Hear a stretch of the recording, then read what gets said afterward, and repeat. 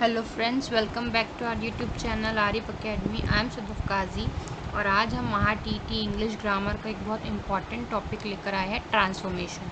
Transformation के under में हम आज देखेंगे अनलेस को हम कैसे यूज़ कर सकते हैं सेंटेंस में।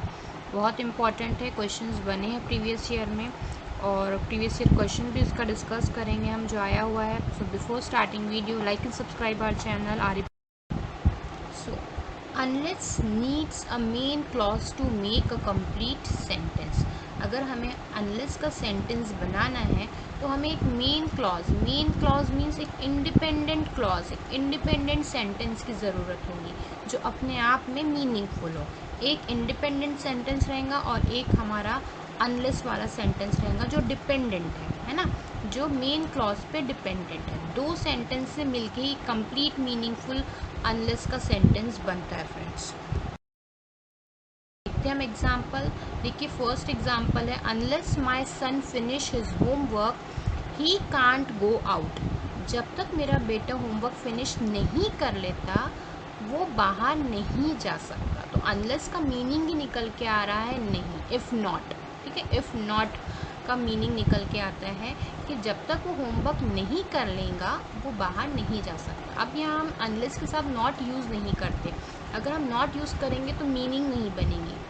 नॉट हम सेकेंड सेंटेंस में यूज़ करेंगे, he can't go out. Okay, second example देखिए, I can not go there unless I go with Alex. है ना, मैं वहाँ नहीं जा सकता जब सिवाय एलेक्स के। सिवाय भी आता है इसका मीनिंग निकल के कि जब तक एलेक्स मेरे साथ नहीं होगा मैं वहाँ नहीं जा सकता। ठीक है, तो एक सेंटेंस में हमने नॉट लगाया है, I can not go there, but दूसरे सेंटेंस में अनलेस का मतलब ही नॉट है, तो unless I go with Alex. एक सेंटेंस में नॉट अनलेस के फॉर्म में आया है, दूसरे सेंटेंस में हमको नॉट लगाना पड़ेगा। तो कब आगे आप जब भी सेंटेंस आपको ग्रामर का आएगा अनलेस से रिलेटेड, तो आपको एक सेंटेंस में जो इंडिपेंडेंट क्लॉजेस में नॉट चाहिए, सेकंड सेंटेंस में आपको अनलेस के साथ नॉट लगाने की ज़रूरत नहीं है। थर्ड सेंटेंस देखेंगे हम, I can not decide unless you tell me your plan. मैं डिसाइड नहीं कर सकता जब तक कि तुम मुझे अपना प्लान नहीं बताओगे। है ना, तो ये यहाँ एक नॉट लगा है बट दूसरे सेंटेंस में अनलेस के साथ नॉट नहीं लगा है, क्योंकि दो नहीं एक साथ नहीं हो सकते ना। तो ये आप एग्जांपल्स देख लीजिए इसके। अभी इस स्लाइड में हम देखेंगे कि क्यों हम अनलेस के साथ नॉट नहीं लगा सकते। देखिए फर्स्ट सेंटेंस है हमारा, आई can not go outside unless it is urgent.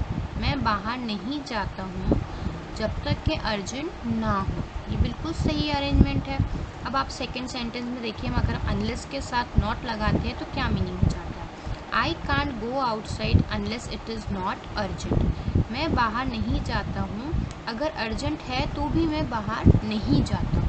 तो ये तो रॉन्ग अरेंजमेंट हो गया, इसीलिए हम अनलेस के साथ नॉट नहीं लगाते हैं। क्योंकि अनलेस के साथ अगर हम नॉट लगाए तो पूरा सेंटेंस का मीनिंग ही चेंज हो जाता है। इस सेंटेंस का मीनिंग क्या निकल के आ रहा है कि मैं बाहर नहीं जाता हूँ, अगर अर्जेंट है तो भी मैं बाहर नहीं जाता हूँ।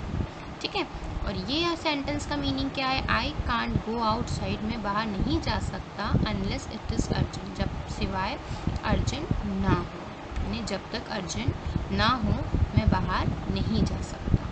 तो ये दोनों भी सेंटेंस से कंपेयर करके आप समझ सकते हो कि हम अनलेस के साथ नॉट क्यों यूज़ नहीं करते। इसीलिए जब भी आप सेंटेंस को देखोगे, आप सेंटेंस को अगर आपको आइडेंटिफाई करना आएगा कि कहाँ अनलेस सही यूज़ हुआ है, तो आप ये देखोगे कि अगर आपके मेन क्लॉज के साथ नॉट लगा हुआ है तो ये सही अरेंजमेंट है, अनलेस के साथ अगर नॉट लगा हुआ है तो ये बिल्कुल रॉन्ग अरेंजमेंट है। ओके, तो